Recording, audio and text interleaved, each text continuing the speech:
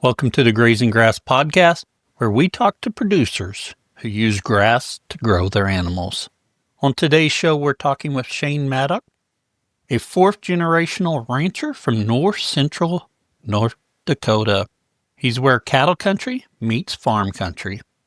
Shane shares how his family built a regenerative operation through droughts, grazing challenges and changes, and generations of learning. I always tell guys, and if they want to do this or not, I'm just like, well, split your pasture just once and move your cows back and forth. If you're looking to grow your profits, elevate your grazing operation, or just want to get your hands dirty, Noble Research Institute can help. No matter the size, location, or scope of your operation, Noble's 2- and 3-day educational courses were designed to build real-world skills in regenerative ranching. Noble Land Essentials helps you harness the power of your soil for better forage, better livestock, and better returns. Noble Grazing Essentials demonstrates how to optimize forage use to get the best from your livestock and grazing land.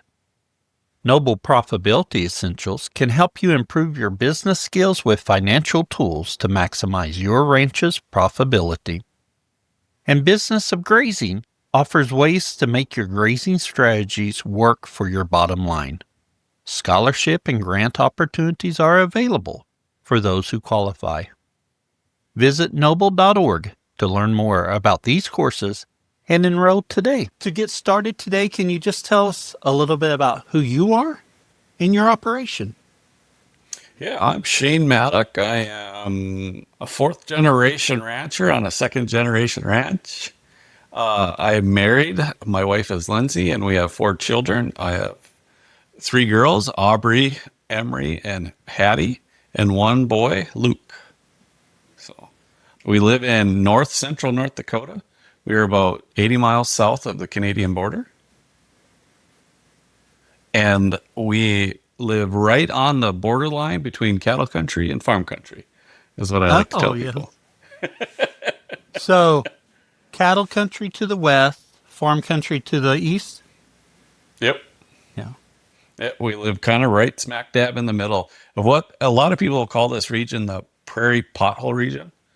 Because if you look at a map, a satellite map, there is pot marks of water all over the place. So Yes. Minnesota has nothing on us if we call our little potholes lakes. So. Oh, yeah. Exactly. You got to talk to your state about their marketing and how that should be handled. Right? Yeah. I'm in northeast Oklahoma, and I live close to a town called Veneta. And as you're going in Veneta, I forget what sign has it on. It talks about scenic shorelines. There is a lake about, 20, 30 minutes away from Veneta. I don't know how Veneta can claim the shorelines. So, whenever it rains Right, and floods in town, I'm like, there's the scenic shorelines. Sure. Yeah. So, yeah, one location, we're about 15 miles from Devil's Lake, and a lot of people have heard of Devil's Lake. Oh, yeah. So, Oh, very good. yeah. Now, So on your ranch, what do you run? we are, well, it depends on what the year it is, but we're cow-calf operation. We do run heifer development program. Oh, And then given the year, we might do stocker cattle on some of our pastures, or we might custom graze, or sometimes, like last year, we let it rest. So, oh, yeah. Yeah. yep. And do you all do any farming as well? Yeah, we do a little bit of farming. We farm about 300 acres. So, yep. So, and I mean, for this area, that would be a pretty small farm. Well, it reminded me of my goat enterprise. I've got just a handful of goats to keep life interesting. It's not enough to really be messing with them. 300 acres in the grand scheme is not a lot there, but it is. It does require a lot of attention. It does, yeah, for sure. Yeah, I a couple of years ago we were had a flock of sheep. That was me and my wife's little project, and and we loved it. It just, with everything going on, they kind of got to be the last thing I thought about in a day. And so they kind of got neglected, and it was like, okay, well, I got to give this up. So I love the sheep, but I loved what they did for the land, and how Oh, yeah. they worked so well and stuff. But it just was one too many things at the time. So Right. And you've got to be conscious of that. These goats, I complained to my wife, if it was just a profit and loss statement, we wouldn't have them because I put too much labor into them. But I love their effect on the landscape and what I can do in those wooded areas to get more grass coming up in some areas that I wouldn't have otherwise. So for sure. Yeah. it's that trade-off, figuring out what works out. But yeah, I've got an enterprise here that I don't talk about very much on the podcast, but I've got honeybees. And honeybees, Oh, wow. for me, is that enterprise that gets neglected. If there's, I need to get in the hives, I don't get in there as much as I want. It's the thing that gets neglected. But I really like them. I think they're good for the environment. And I think tomorrow I'll have more hours and I'll get it done. Well, and I'll say this about our sheep flock is my oldest is 12 now. And so I say when she gets to be like a freshman in high school, I want to get sheep again, and I'm going to make that her project. Oh, yeah. So, Yeah. because That means your kids are just getting up to that age to be some really good help. they are, yes. Yeah. Yeah, I'm So, sure they are and now, but just a few more years, they're really going to be nice help. and I'm so looking forward to that. Now, I'll warn you, having kids already gone through those stages, they're going to know more than you. So we'll No, have to work on that part. But my 12-year-old is already starting to let me know that. yeah, Yeah. You mentioned you're a fourth generation rancher on a second generation ranch. So did you grow up right there where you're ranching now? No. So just kind of a backstory. My dad left his home ranch in the early 70s. Oh. And he started a new ranch. And so we call that a first generation ranch. He's a third generation rancher and a first generation ranch. Right. Yeah. And so there's four of us brothers. Two of my brothers moved away and two of us stayed. But then the oldest brother, my brother Travis, moved back. But in the meantime, while all this was transitioning, one of our neighbors called. So kind of a backstory too. I was in the National Guard and I got deployed overseas. And when I got home, they had this big write-up in the local newspaper about me and my if you want to call it adventure or my experience being deployed.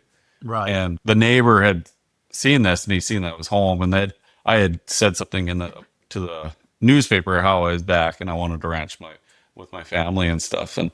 And the neighbor had read this in the newspaper and called my dad and said, "Hey, I see your son is back from the guards. Would he be interested in taking over my ranch?" And at the time I was 28, freshly married. I didn't have any kids.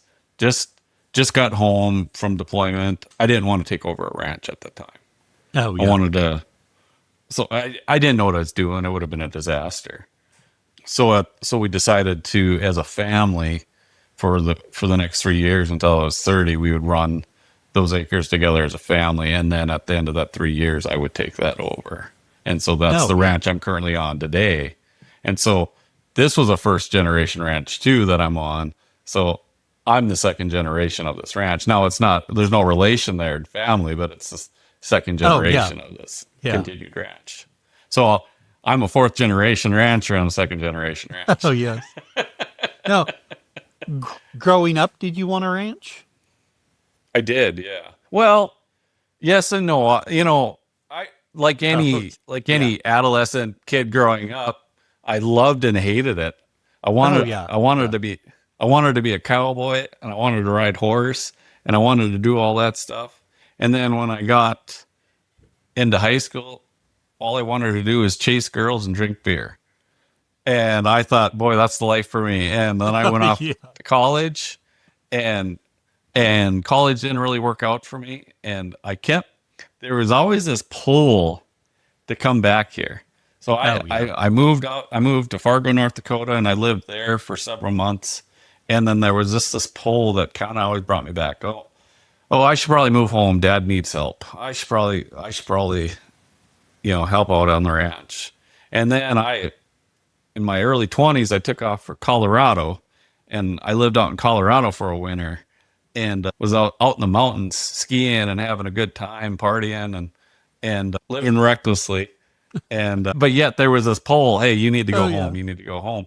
And then that spring, Dad called and said, I don't suppose you would want to consider moving back, would you? And I said, yep, I'm moving back. And then from there on out, I was ranching with Dad, and while I was ranching with Dad, I joined the Guards and met my wife shortly after that, and just kind of been history since. So I haven't lived anywhere else since then. So Oh, yeah. Yeah. So when you decide to come home, was there enough cattle, enough farming to it could provide for another mouth, or did y'all have to do anything different at that time?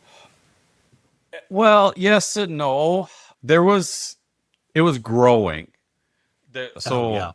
I wasn't making a lot of money when I moved back permanently. Dad wasn't paying me a lot. I wasn't making a lot of money, but my living was paid for, or like I had room and board. I had food provided for me. I didn't need a lot, and so that provided an opportunity. I was really cheap labor to help grow the ranch, and wasn't really a drain economically on it. And so we were able to kind of expand a little bit and get our cattle numbers up. And Dad, just from a grazing standpoint, was able to handle more because he had another person to say, hey, let's go do this, get this done.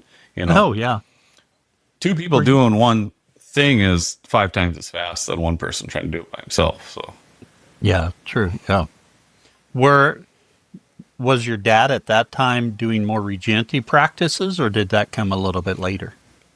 no, Dad he started in 94, I believe. Started getting into this holistic management. He took a holistic management course in 94. So, and I can kind of tell you a story about that too. In the early 90s, there was about 4,000 acres of family land over by Devil's Lake. And as the lake came up, all that land disappeared. Oh, And, yeah. and so Dad, he was lucky enough, he was able to find some pasture closer to home, but he was really struggling to, keep enough cows to keep it economical and provide a living for him and, his family. And so he was looking for answers, and he took this holistic management course, and, how our soils are degraded, and if we graze our livestock properly, and we take care of our land, and we do certain things, that allows us to run more cattle. And Dad he bought into that. So I grew Oh, up yeah. in that environment. So yeah, so I was from 10 years old on, I've always, that's what I've always known is this Oh, kind of yeah. regenerative mindset. Yeah. Have you taken any of the holistic management courses or any other grazing courses? Yeah, yeah. So I took a holistic management course in 2013. Oh, Me yeah. and my wife did. Yep. Yep. And then just trying to think of any other classes. I'm part of the North Dakota Grazing Lands Coalition. And so they're constantly providing, education and things like that. And I became a mentor on the coalition.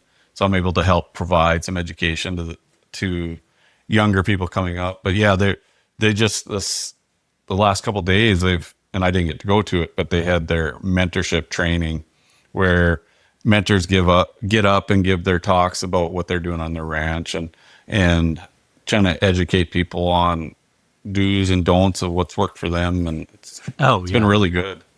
Yep. Yeah, very good.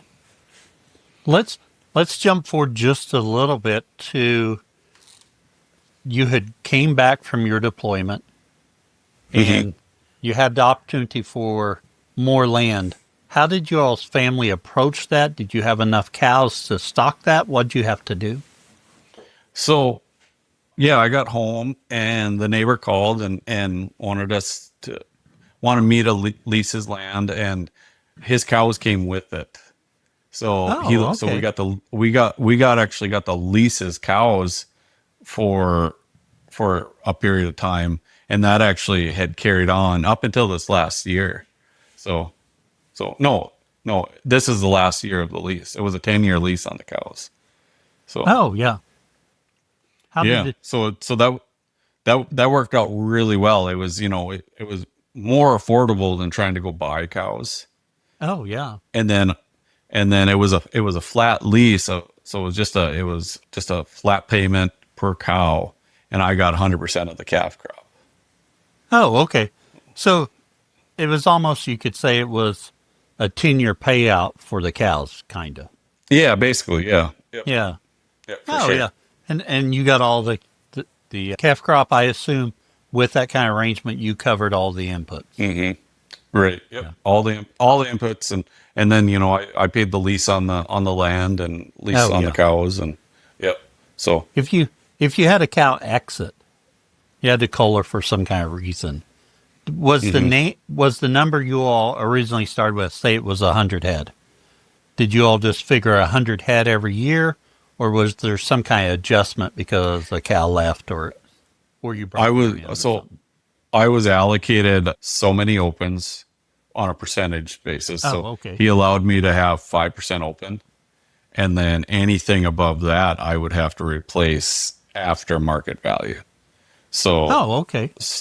so if we called, if I had 8% open or 10% open, those extra 5%, we would take them to the sales ring. He'd get his money, but I'd have to replace that above, I'd have to replace above market value for a bred animal. So, if on 100 head, say there was 5 calls that I had to replace, I'd have to give him back probably 2 bred heifers, or, Oh, yeah. that's how, we always kind of figured it.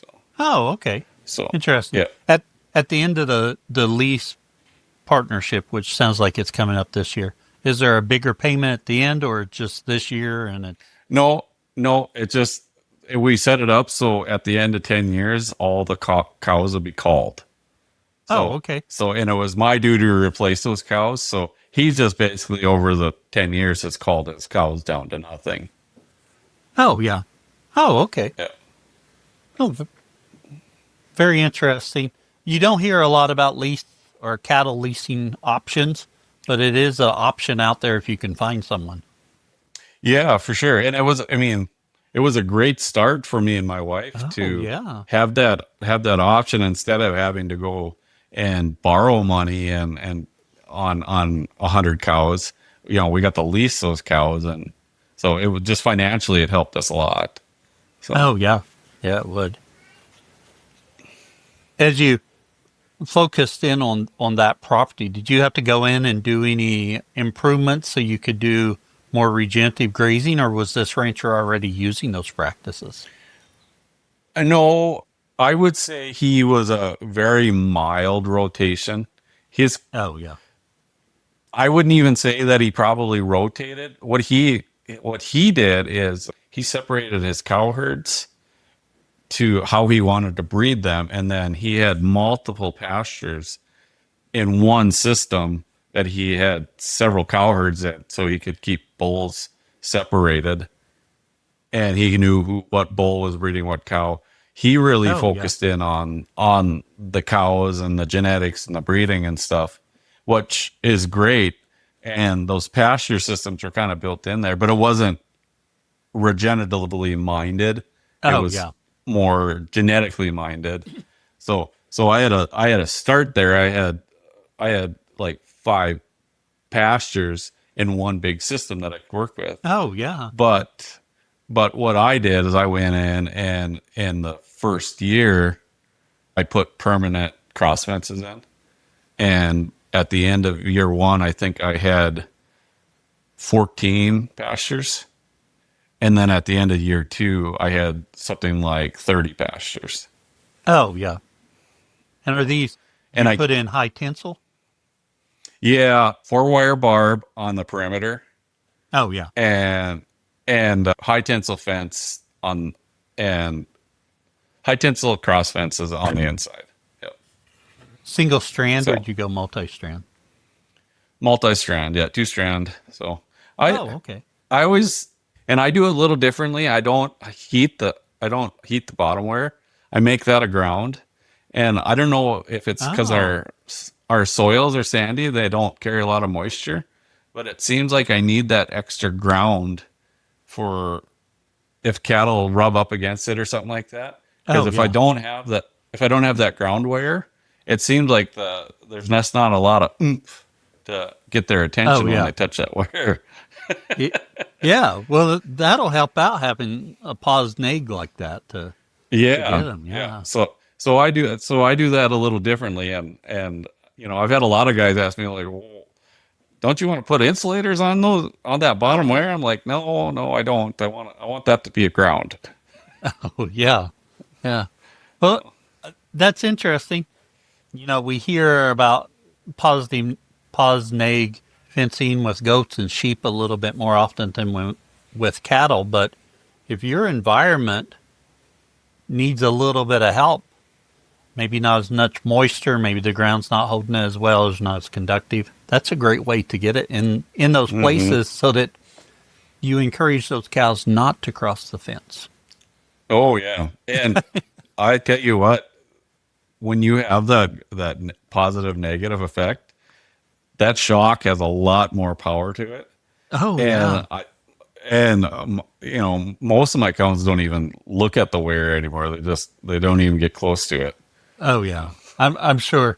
And I know for here with my electric fences, during the summer when it gets hot, when it gets dry, that's when I have the most trouble with it. So Mm-hmm. yeah. Yeah, yeah, for With sure.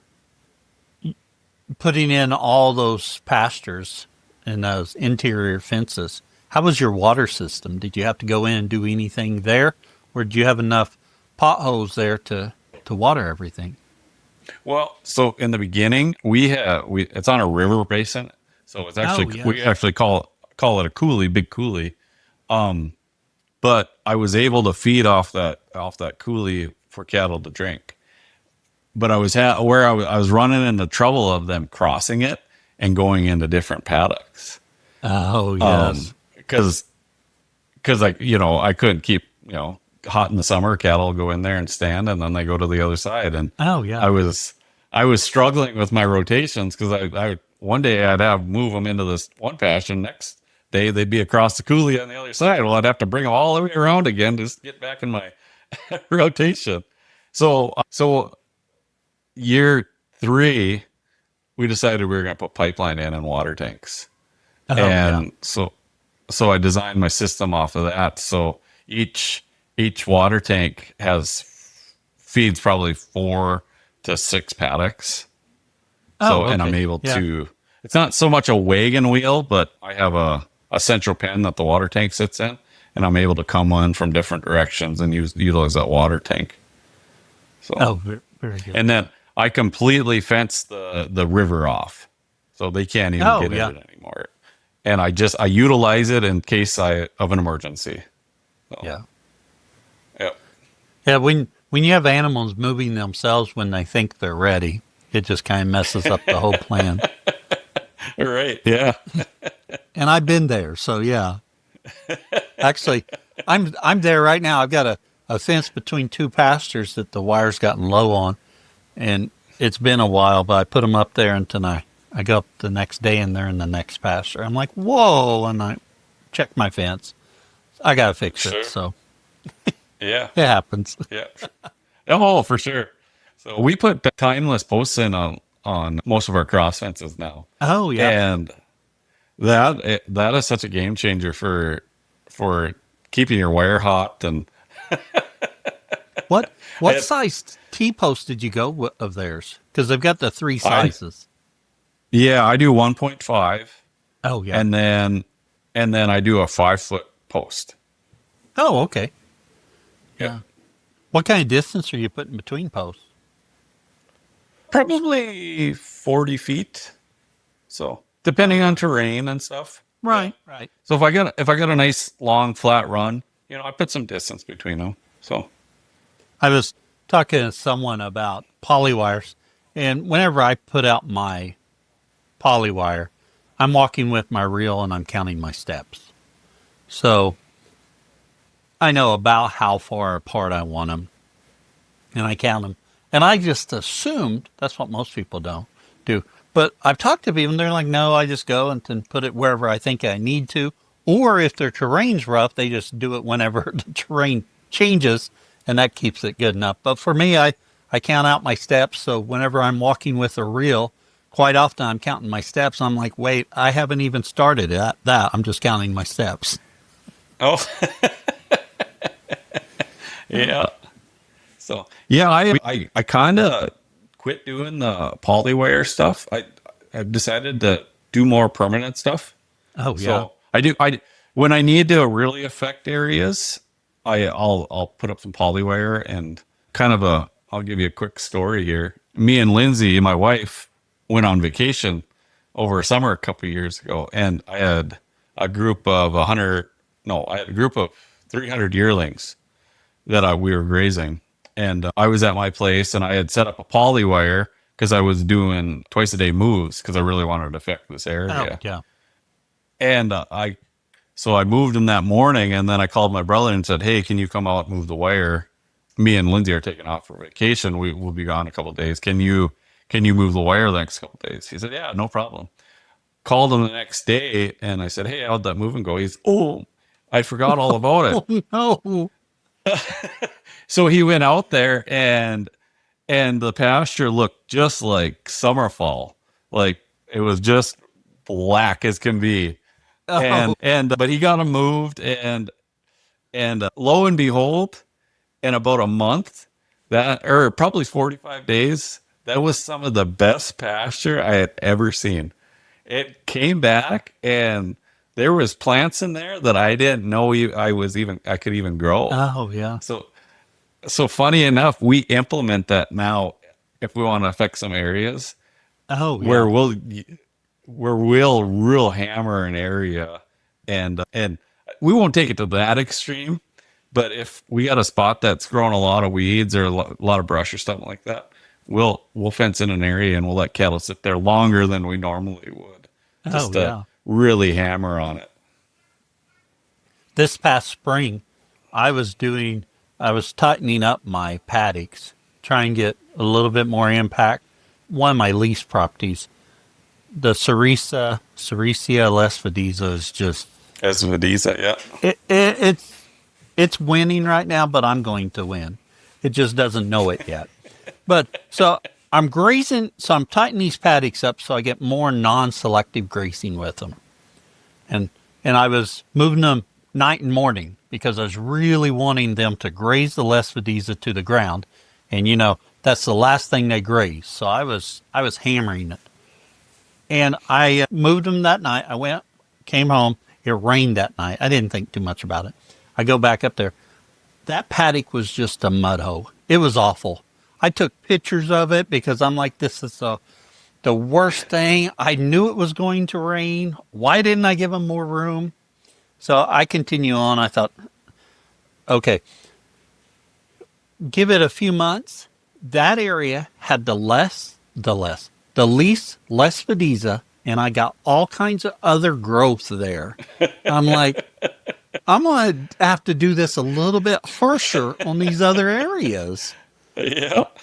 It was surprising. I've taken all kinds of pictures of it if I could ever find them and put them together because it looked like a holding pen when I moved them off there that morning. Yeah. Yeah. I know. Yeah, exactly. Yeah, so if you really So, want to make a difference, you hammer it. Be harder hmm than you think. Now, you got to remember cattle performance is going to suffer, so don't do it every day. Right, right. Yeah. Yeah, for sure. Now with you're moving your cattle, and you mentioned, you use poly wire when you really want to hammer an area or give more disturbance to an area. Tell us a hmm little bit about your grazing management and your grazing philosophy. So when I started, I kind of had this system of I was going to graze a third, trample a third, and leave a third stand. And Oh, that's, yeah. I thought, okay, that's the way to do it. This is what everyone's telling me to do that. And that worked. And I seen a lot of improvement with that, but it seemed like I stalled out with that too. Like I wasn't, Oh, yeah. wasn't getting where I wanted to go fast enough. And so I kind of took on this approach, and it was actually Greg Judy. I went to a seminar of Greg Judy's, and he started talking about grazing eyes and stuff like that, and having a grazing eye and understanding what your pasture is doing. And so I kind of threw out the textbook. This is how you have to do it. Oh, yeah. And now I'm watching my grass, and I'm watching the cows, and I'm trying to develop this grazing eye so that I know what the pasture needs and when the cows need to move that all these things. It's not a prescribed, it's adaptive grazing. Right. So Yeah. At Redmond, we know that you thrive when your animals do. That's why it's essential to fill the gaps in your herd's nutrition with the minerals that they need.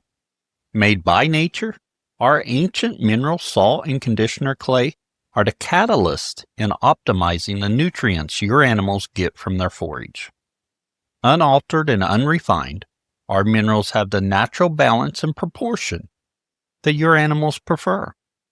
This gives your herd the ability to naturally regulate their mineral consumption as they graze. Our minerals won't just help you improve the health of your animals, but will also help you naturally build soil fertility so you can grow more nutrient-dense pasture year after year.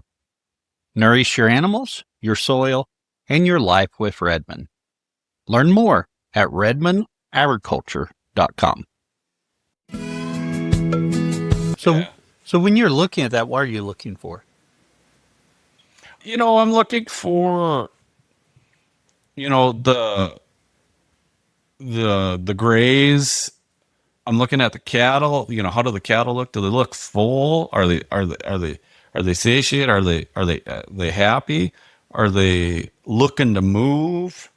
A bunch of combination things. What's if there's different plants out there that I want them to kind of graze a little hard. Maybe they're out there for a few more hours. To Right. get Yeah. those. So the distribution of manure, all these different types of things, I'm looking at it, and I'm making a decision in the moment. I'm not saying, okay, every third hour I'm moving Oh, or every yeah. day I'm moving. So yeah. And some pastures are grazed for 3 or 4 days, and some pastures are grazed for half a day. It just Oh, kind of yeah. all depends on what the pasture's telling me. So, and then I do in mind too that I want to preserve grass for the following year. So that doesn't mean I'm going to let something stand all year long and not graze it, but I might come in and do a quick flash graze on it and get off of it. Oh, yeah. Yeah. So for sure, there's taking a bite and then you're getting off of it pretty quick. Right, yeah. Not a lot of disturbance, but just a quick Right. take a bite, get off of it, keep it kind of somewhat vegetative, keep it growing throughout the season, and yeah. So those things that seem like that has helped us kind of even go a little further on some of our goals that we're trying to meet. Oh, yeah. So, yeah. So changing from more of that prescription to adaptive, you've been able to see changes in your grass production, your diversity, how your cows are handling it. Oh yeah, even like from just cattle production wise, I think the cows are healthier. I think my calves have gotten better because of it. just yeah, and the land has responded well to that too, Oh yeah. because so yeah, so it's kind of like I always say it's similar to working your muscles or working out. So in the army, you know, I worked out a lot, and you would work out for a few weeks, and then you would plateau. You're like, it didn't seem like you were making any more gains. So then you switched it up, and I kind of reference it to that. Like, it's, you can do something for a while, but seems like it plateaued out. Like I wasn't getting any more where I wanted to be. So Oh now it yeah. was time to change. So, and Yeah. this Change it adaptive up a little grazing bit. seems like it kind of embodies that idea. Yeah, I would agree with you with that. Now, my working out's more like what my dinner table looks like and what I'm going to eat. With that philosophy, maybe I need to eat dessert first more often. I'll have to pitch that idea to the wife and see Hey, what she thinks. there's some science to that. I just listened to a gal say that you should eat your dessert first and then eat your protein later. Oh, yes. Well, there we go.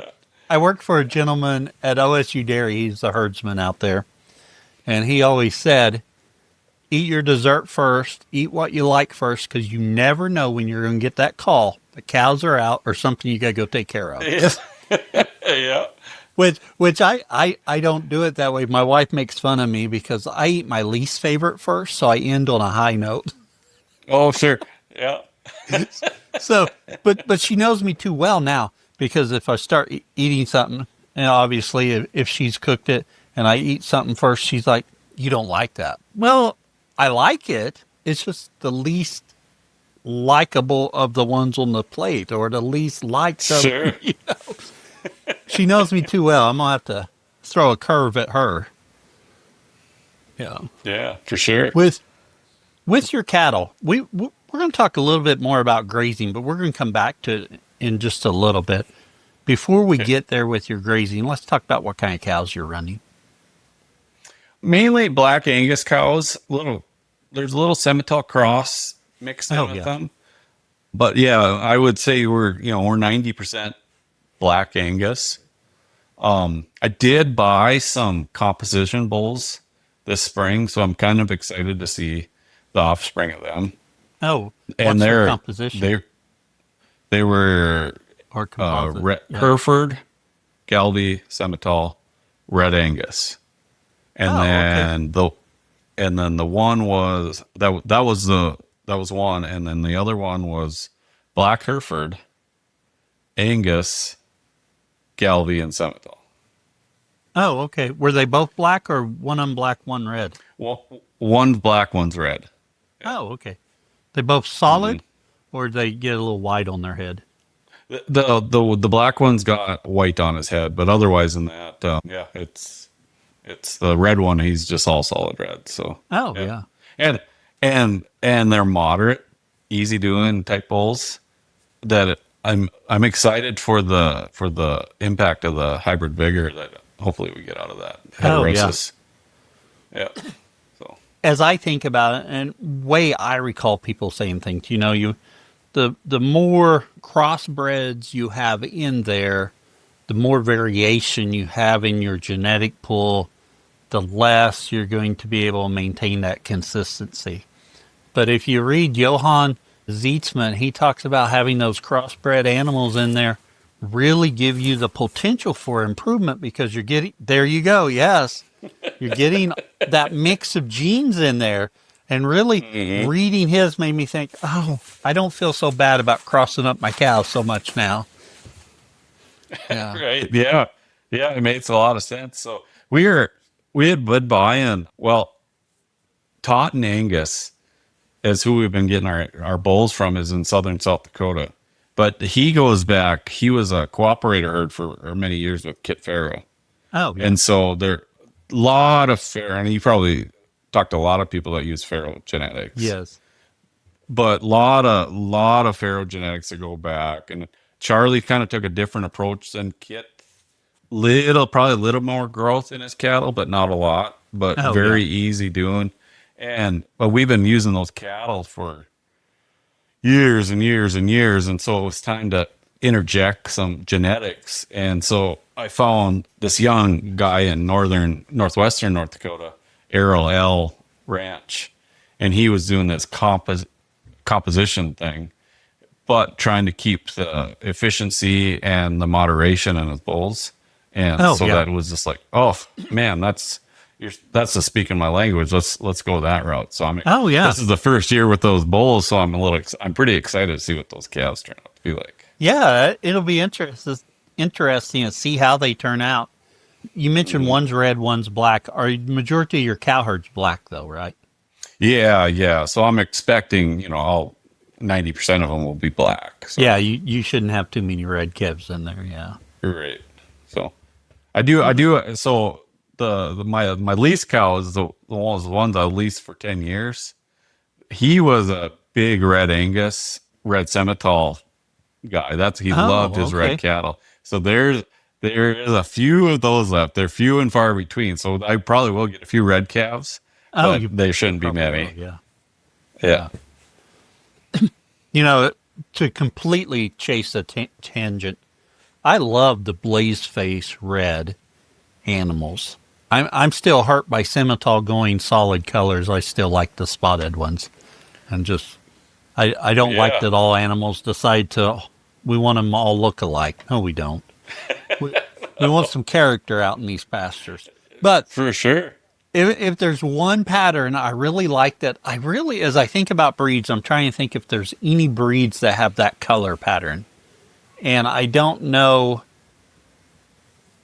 It seems like there may be one breed somewhere, some minor breed, that has that blaze face with a red body. But you do get it with Simmental, is that blaze face a little bit harder to get rid of. Mm-hmm. Yeah, for sure. Yeah. Now I gotta go look that up, Shane, because I'm thinking, I think there is a breed out there. I just don't know it right off. I'm drawing a blank on that. I can't think of one, but yeah. I'm thinking a really minority one that's probably extinct now or not very popular. Oh, it could be Fleckvey. Is that Fleckvey it? is very much like it. It's not, but Fleckvey has some of those characteristics, but Okay. usually they're carrying a little bit more white on their head than Sure. than what I'm thinking of that blaze face. And as I think about it, is there a sheep breed with that blaze face? Now we're really chasing rabbits. I know there's something. I'm gonna have to go look. In fact, I'm gonna make a note. What breed with a blaze face? That may be a sheep breed. That's the problem not of having too much ADD. I got all these little tidbits rattling around up here, Oh, for sure. just yeah. looking for a connection. So Yeah. For with sure. your cattle, we talked about your breeds there. You're having those composite bulls. That'll be interesting to see. You have your cow calf. You're developing heifers. So are you retaining all your replacement heifers or all your heifers, and they go into heifer development? Yeah. No. So no, we buy. So our heifer development program those are bought in heifers that we're buying in the spring, and we're putting out on grass, and we're developing them, and they'll get sold come January, February Oh, timeframe. okay. So almost like stalkers, but it's heifers that you're making sure. they Right, develop yeah. well. Yep, just developing them into, hopefully turn into cows, and yep, for sure. So, but we take our replacement heifers that we're going to keep in our herd, and they go in a separate group, and they get bred differently than those heifers would be for that we're developing, and then they get bred later too. So we live in northern North Dakota. It's pretty cold up here. I don't really care for calving in March. I did it one year, and I swore I would never do it again. Oh, yeah. So Yeah. so I don't we blame you. so kind of a quick story. My dad has always been a June calver. He'd calve in sync with nature. He just preached that to me since I was a little kid. Preach it to my brothers, and we joke about it all the time. How Dad is always wanting to do things with nature. And when I took over this ranch, I thought, Dad, I'm going to show you. You've been doing it wrong. Here comes this young kid trying to show his dad how wrong he's been. Yes. And I bumped my calving up to the end of March, early April, and we had winter storm after winter storm during calving season, and I Oh, struggled. Ugh. And so after that calving season, I said, I'm never doing this again. oh yeah, yeah. That So that after that, and I moved that calving date back to the middle to the end of May, and that was a lot better. And now we're at the end of May and early June. So oh yeah, yeah. Just we don't have to worry about very much calving in snow or bad weather, even if you calve really early. But a couple of years ago, I say a couple, it's probably been at least 5 years now. I'd bought some cows that calved in February, and we got snow, and I think of one particular cow. She had her calf. I saw her calf less than 24 hours. That night, the storm blew in. We were some of the coldest temperatures we had had for 2 weeks. Snow.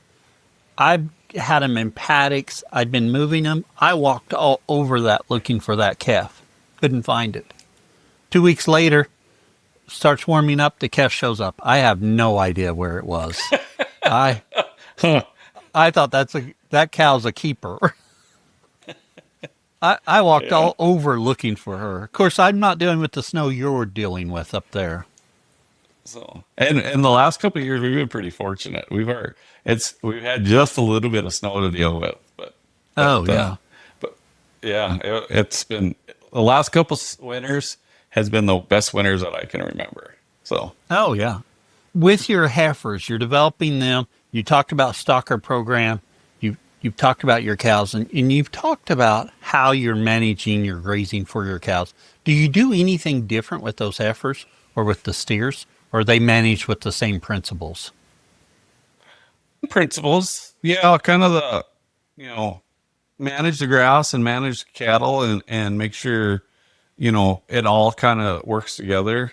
I'm probably doing it a little differently with the cows as they progress with their calves. Early in their when they're calving, I probably tend to give the cows a lot more grazing area versus Oh yeah. towards the end of the season, where it's more consistent with the like the stockers and the young cattle, the heifers and stuff like that. It's probably more of a, it's gonna be, this, you know, I'm gonna move this day, type of Oh type yeah. of situation. Yep. Yeah. What kind of mineral program are you using with your animals?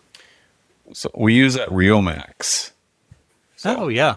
We were talking about that and that before we got started recording. Yeah. right. So and I can get back into that again, but in the spring of 23, we were looking for a mineral program and came across some advertisement about Rio Max and reached out to them and kind of liked what we heard, and so they sent us up some tubs and really saw a difference in a month on Oh yeah. on the ability for we cut back almost 20% on the forage intake on the cows, and that was like holy buckets. And then they reached Oh out yeah. to us and said, hey, we got no one in that area selling that stuff. Are you interested in doing that?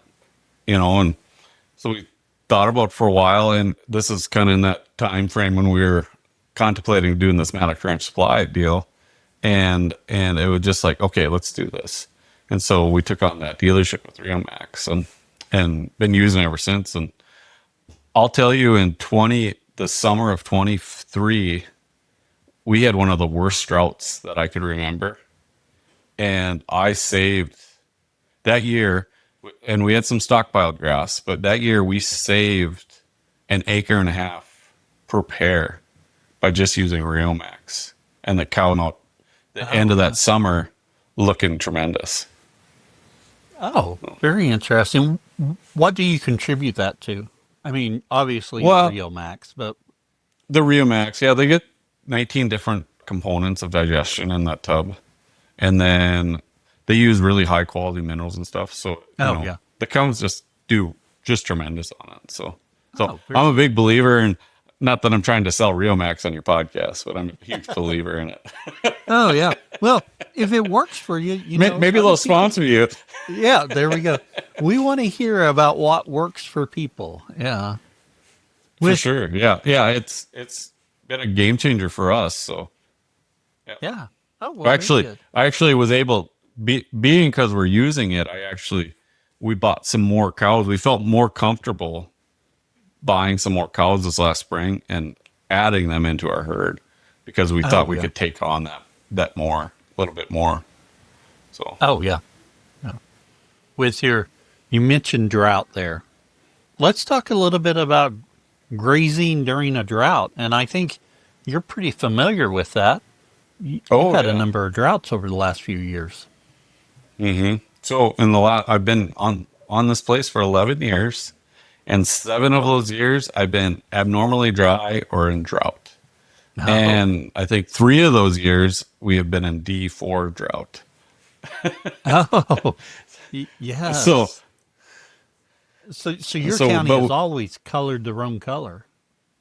It is, but growing up, I never dealt with it. We were actually in a very wet cycle for a long time. Oh yeah. And so drought was a very foreign thing to me. Growing up, I didn't know anything about it. Dad always preached about, hey, we got to be ready for a drought. You always have to have that in your mind. But I didn't know anything about it. And I was like, oh yeah, whatever, it rains all the time. What are you talking about? Oh yeah. But no, it when it came. So and it didn't want to go away. So how do you prepare for a possible drought? I mean, anytime you could hit into a drought. So how do you prepare? What do you have some benchmarks there to know what to do? Well, yeah. So the heifer program and the stalker program is part of our drought plan. So if we get into June or end of June or something like that, and it looks like, hey, we're going to be really dry and the grass is starting to dry up, then those cattle are expendable and then they can go away. Oh yeah. And that way we don't have to reduce our numbers on our cows, and we're able to maintain our cow herd. So that's one way we've been able to get away with it too.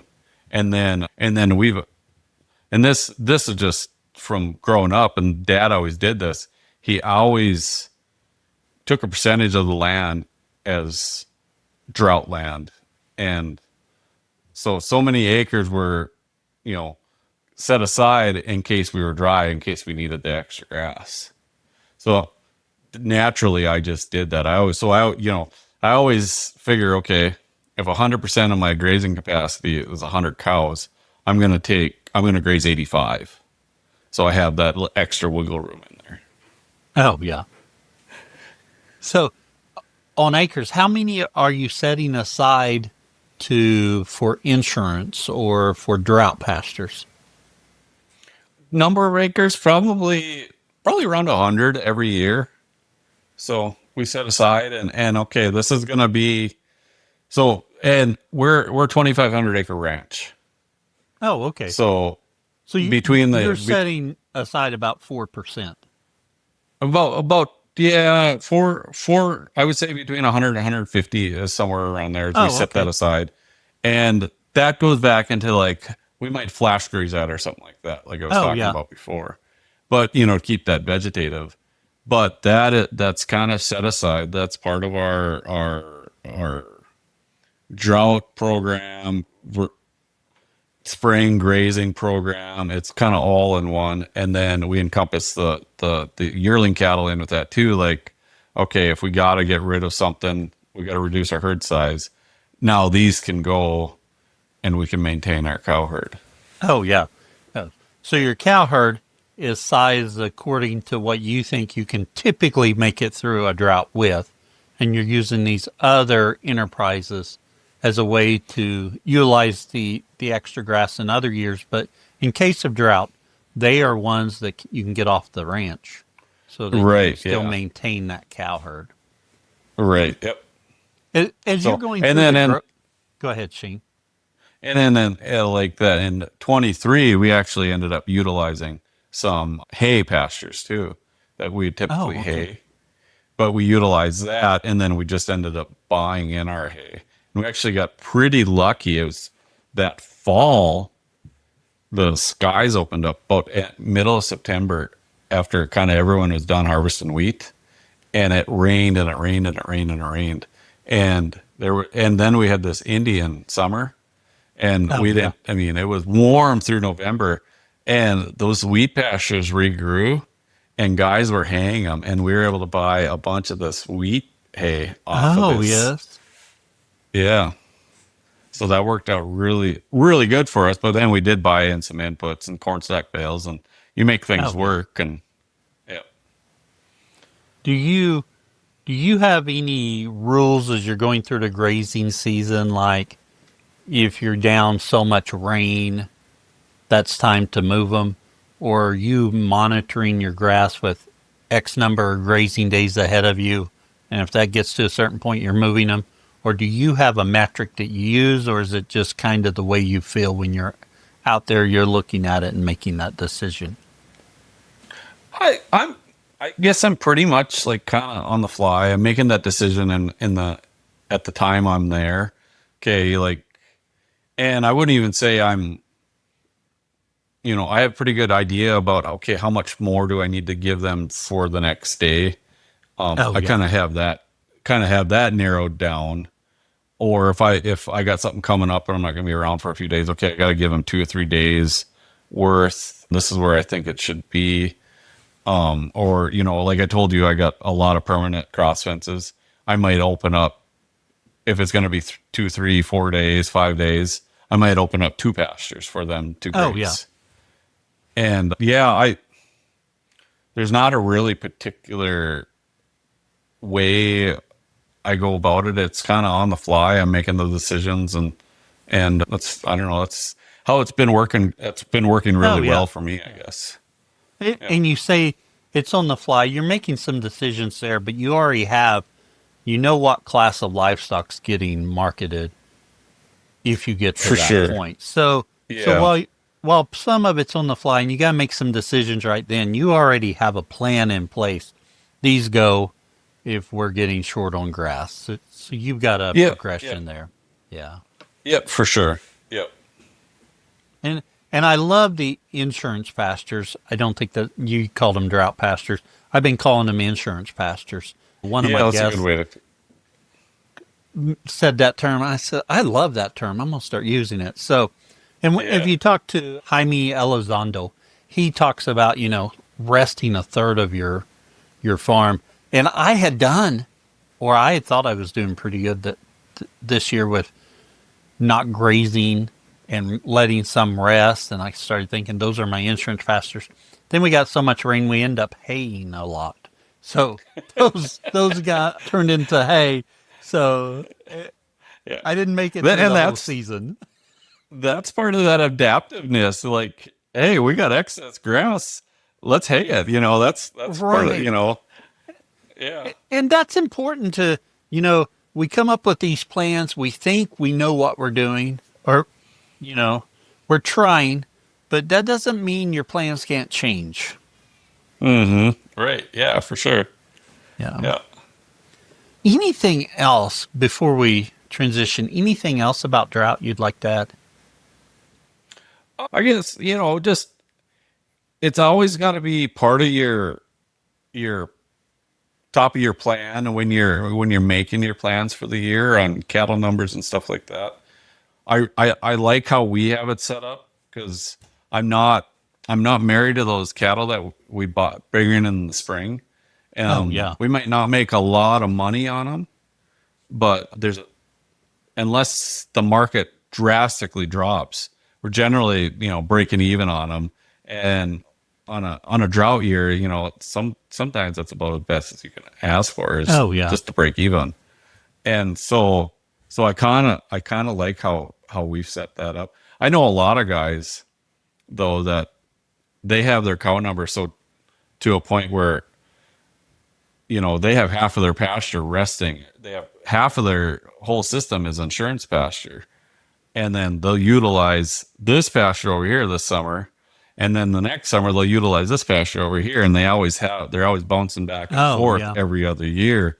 So, and that I can't think of the guy's name, but his philosophy is boom and bust grazing, and he's an old rancher from Montana. But I've heard the term. I can't think of his name though.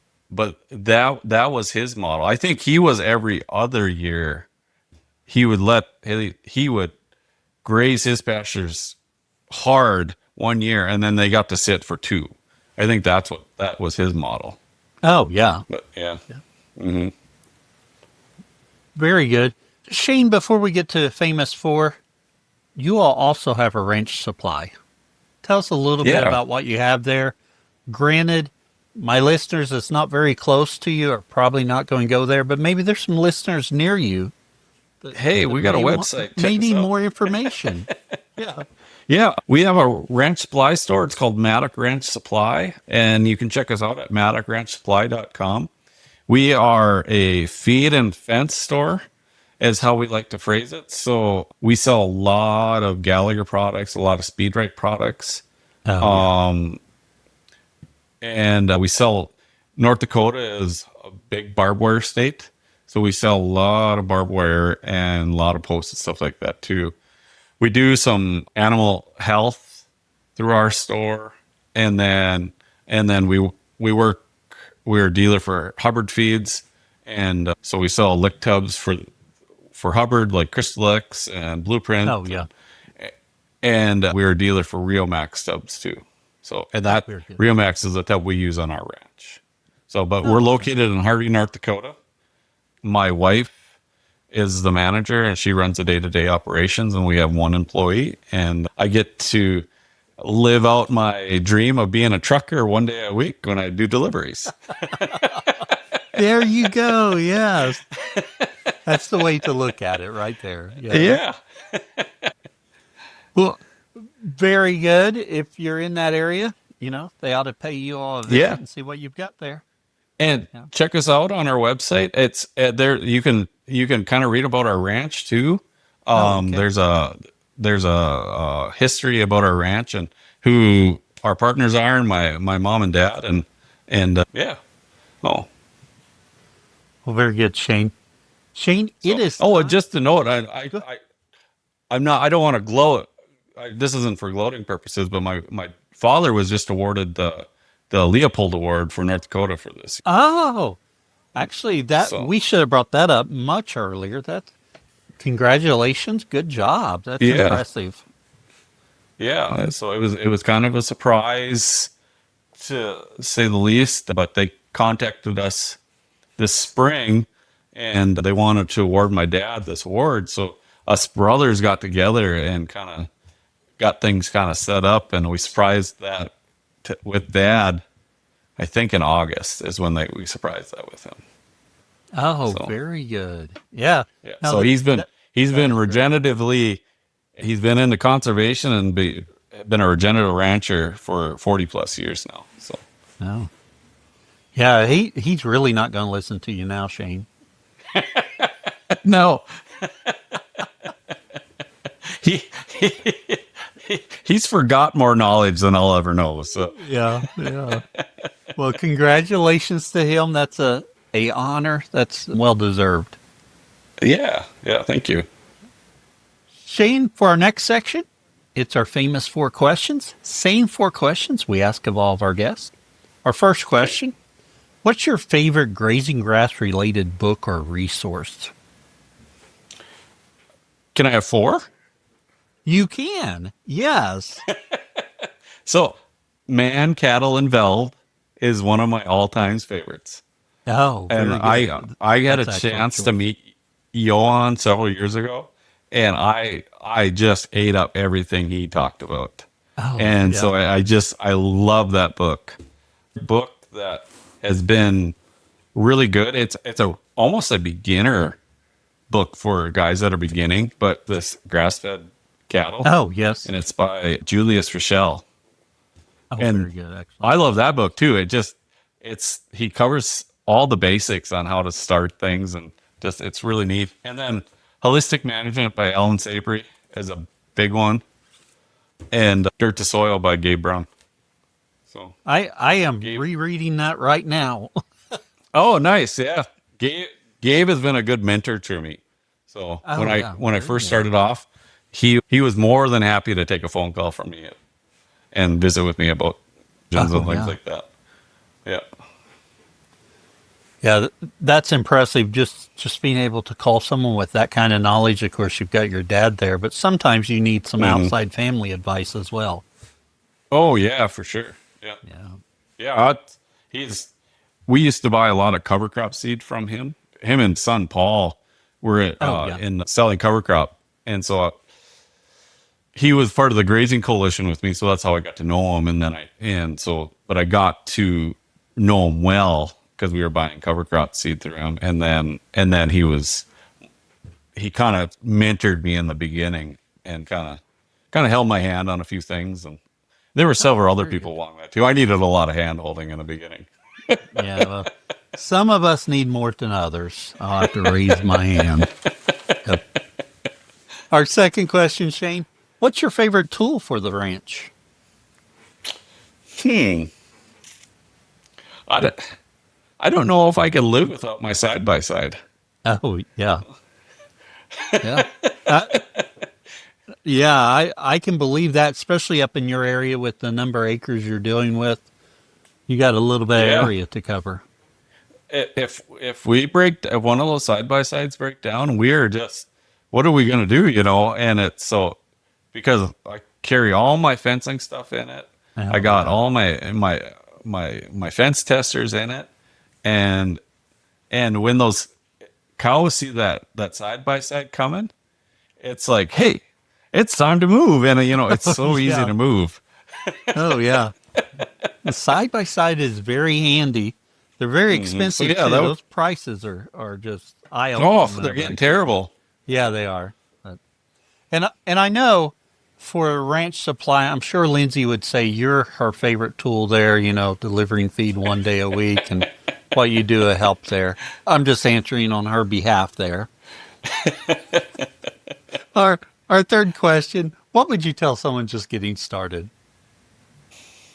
I would tell someone who's getting started, walk slow.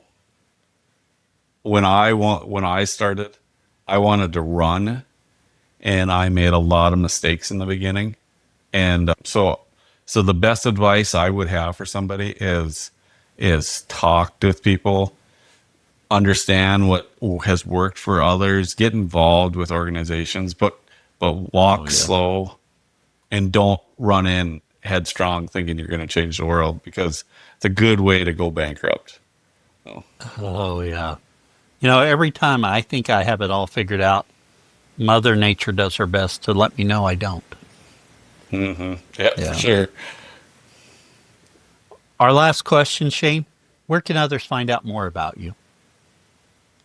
You can check me out on maddocranch.com or maddocranchsupply.com, or I'm on Facebook, or there's a mentor profile on North Dakota Grazing Lands Coalition. You can read about my profile. Oh, Yeah. very good. Excellent. So Before we wrap up today, Shane, do you have a question for me? what is the biggest impact through all the people that you've talked to that is common amongst all of us, that has impacted their ranch that you're utilizing now? The the thing, if I was going to say, here's the overriding theme, or what, yeah, the theme I get from everyone, it's to take action, to get started, to do something. And I say that all the time, so I wonder if I'm a little biased there when I'm thinking about that. But that's the thing. I feel like for me, analysis paralysis is real, and I can get myself into a headspace where I'm trying to decide something when the best plan of action is to take action, not try and figure out the correct answer, because it Hmm. doesn't matter what the correct answer is. In fact, typically there's lots of correct answers. And if you do get the wrong answer, which I'm quite fond of trying wrong answers for a few times, but taking action and then reflect upon it and see what happened. But I think the main thing when you talk to people, when I talk to people on the podcast, what propelled them to go on their journey is to take action. Go to that course, move your cows, fence them in, see what happens. Mm-hmm. Yeah, for sure. There'll be some long days, but you've got to try it before you can get where you want to be. Yeah. If I was boiling tell- it down. I always tell guys like that question if they want to do this or not. I'm just like, well, split your pasture just once and move your cows back and forth. Just do something and just to see it. So that's good answer. Well, Shane, I really appreciate you coming on and sharing with us today. Yeah, thanks, Cal. Appreciate it. Thank you for listening to this episode of the Grazing Grass Podcast, where we bring you stories and insights into grass-based livestock production. If you're new here, we've got something just for you. Our new listener resource guide is packed with everything you need to get started on your listening journey with the Grazing Grass Podcast. It gives you more information about the podcast, about myself, and next steps. You can grab your free copy at grazinggrass.com/guide. Don't miss out. And hey, do you have a grazing story to share? We're always looking for passionate producers to feature on the show. Whether you're just starting out or have years of experience, your story matters. Head over to grazinggrass.com/guest to learn more and apply to be a guest. We'd love to share your journey with our growing community of grazers. Until next time, keep on grazing grass.